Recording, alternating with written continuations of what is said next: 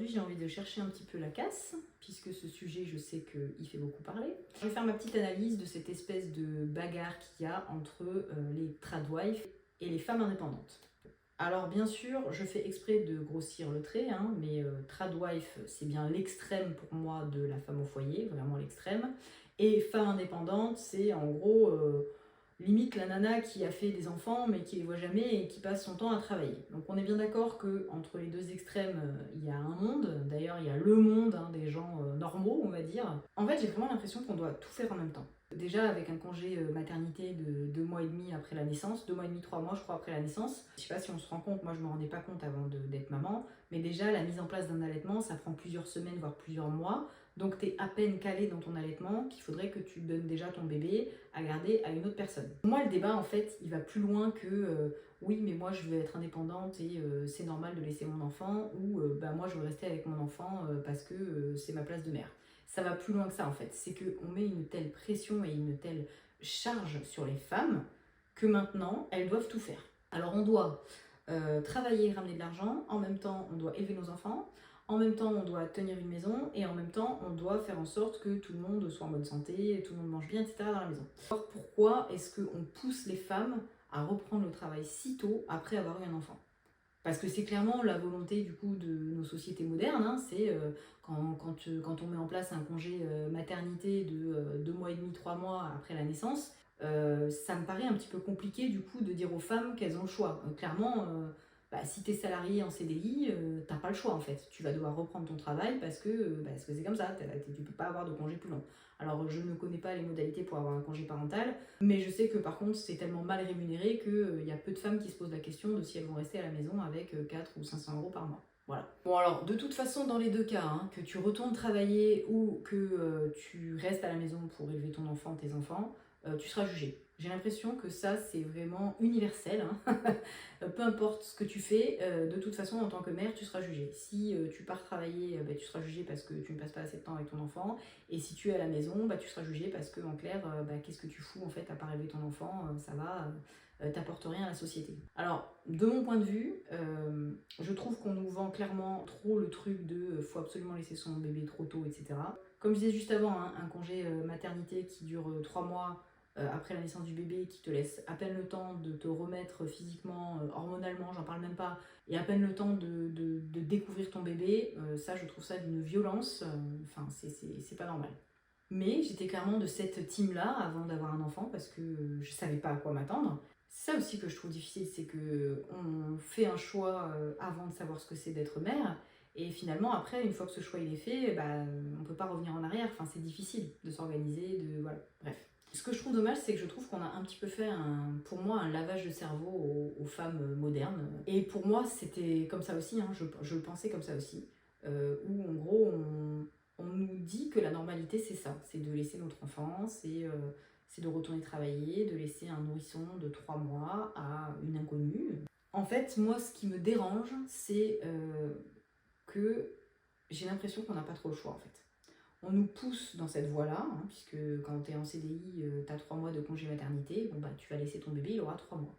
3 mois, tant que tu n'as pas eu d'enfant, tu te rends pas compte à quel point c'est petit, à quel point c'est méga dépendant de la mère, et à quel point c'est violent de séparer une mère de son enfant à 3 mois. Attention, c'est clairement pas un jugement pour les mères qui laissent leur enfant à garder, parce que je sais très bien que dans la plupart des cas, vous n'avez pas le choix, mais je dis juste que je trouve ça extrêmement violent. Je trouve qu'on n'a pas vraiment le choix parce qu'en plus on nous fait croire depuis toujours que c'est la normalité.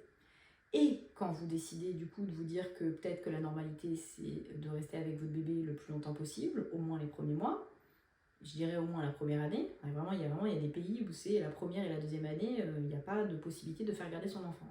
Et bien là, quand vous dites à l'extérieur que vous êtes avec votre bébé, que vous êtes mère au foyer finalement, ben c'est pas hyper bien vu je trouve. Je m'attendais pas à ça en fait. Je me rendais pas compte que c'était limite, une fois qu'on t'a collé cette étiquette, bah tu sers pas à grand chose quoi. Moi c'est la sensation que j'ai quoi. Alors je le vis pas mal parce que je croise pas beaucoup de gens à qui je le dis et dans ma famille c'est accepté et c'est plutôt valorisé. Mais il y a des interactions que je peux avoir avec des gens à l'extérieur où on va s'étonner que mon enfant de 2 ans soit avec moi en fait toute la journée. Et la question c'est toujours: «Ah mais il va pas à la crèche? Ah mais il va pas chez la nounou? Ah bientôt l'école, tant mieux pour lui, ça lui fera de la sociabilisation». Enfin vraiment tout un tas de... Bref. Donc le débat, moi, il m'agace parce que ce que j'aimerais en fait pour les femmes, c'est qu'elles puissent avoir la possibilité de choisir, mais vraiment en conscience, que ce soit vraiment réfléchi, que ce soit, que ce soit calculé. Parce que j'ai plein de copines qui me disent: eh ben, moi j'aurais bien aimé rester, mais financièrement je peux pas. Ben, ça m'agace en fait. Je me dis, mais en fait, il y a un truc qui va pas quelque part. Il y a un truc qui va pas quelque part. Donc opposer les deux, je trouve ça ridicule.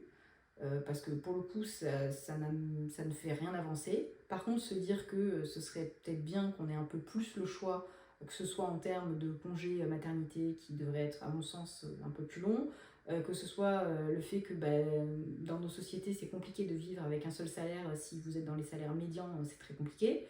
Voilà, enfin, je veux dire, à un moment donné, en fait, pour moi, on nous laisse croire qu'on a le choix alors qu'on ne l'a pas vraiment.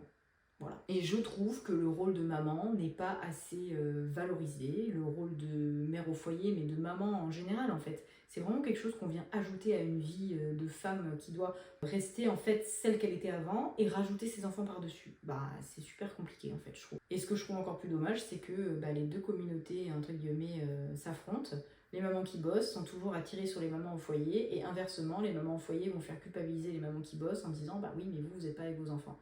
Et je trouve ça dommage parce que du coup, je pense qu'on se trompe de combat et que notre combat à nous, les femmes, les mères, ça devrait être plutôt de réfléchir à comment est-ce qu'on pourrait permettre à un maximum de femmes d'avoir réellement le choix. Voilà. Après, il y a toute la question du partenaire aussi qui va énormément jouer sur votre vie de maman. Et ça, je pourrais aussi en faire une vidéo complète, hein, clairement.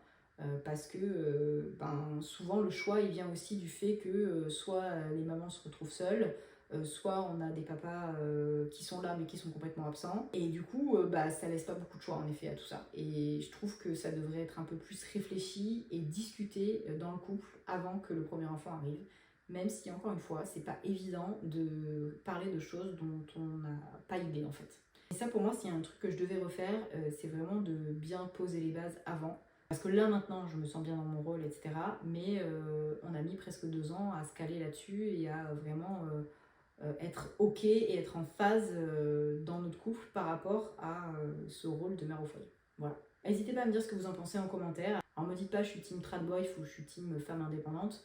Dites-moi ce que vous pensez du débat en fait et dites-moi ce que vous pensez qui peut être intéressant de mettre en place pour améliorer le rapport à la maternité et la vision de la maman, de la mère qu'on a dans nos sociétés.